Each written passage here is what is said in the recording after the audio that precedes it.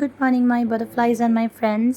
আজকে আর একটা নতুন কেক নিয়ে চলে এসেছি, আর এইটা আমার একটা পুচকি ক্লায়েন্ট, যার বার্থডেতে এই কেকটা আমি বানিয়েছিলাম, অঙ্কলিকা। তো আমি ওখান থেকেও ভীষণ ভালো ফিডব্যাক পেয়েছি, তোমাদের সাথে শেয়ার করলাম ফিডব্যাকটা।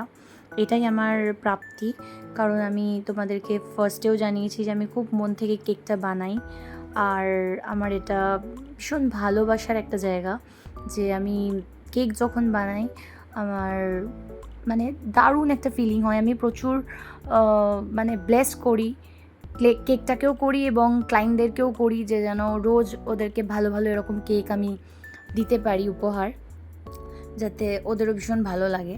সো তোমরা এভাবেই আমার পাশে থেকো, আর আজকের ডিজাইনটা কেকের কেমন লাগলো আমাকে অবশ্যই জানিও।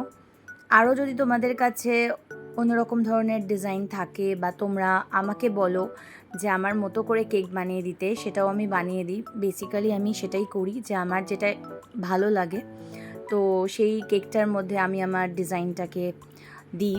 কারণ অনেক ক্লায়েন্টস এরকম আছে, যেমন অঙ্কলিকার মাও আমাকে দিয়েছিল কিছু কেকের পিক্স, তার মধ্যে এইটা ছিল। তো ওটা এখন বেশিরভাগই আমরা সবাই জানি যে এআই বেস কেক ছবিগুলো আমাদেরকে বেকার্সদেরকে দেওয়া হয়। সো ওখান থেকে এবার আমি আমার ক্রিয়েশন, আমার যেটা মনে হয়েছে যে না আমি আমার ক্রিয়েটিভিটি দেখাবো, আমার কিছু ডিজাইন থাকবে।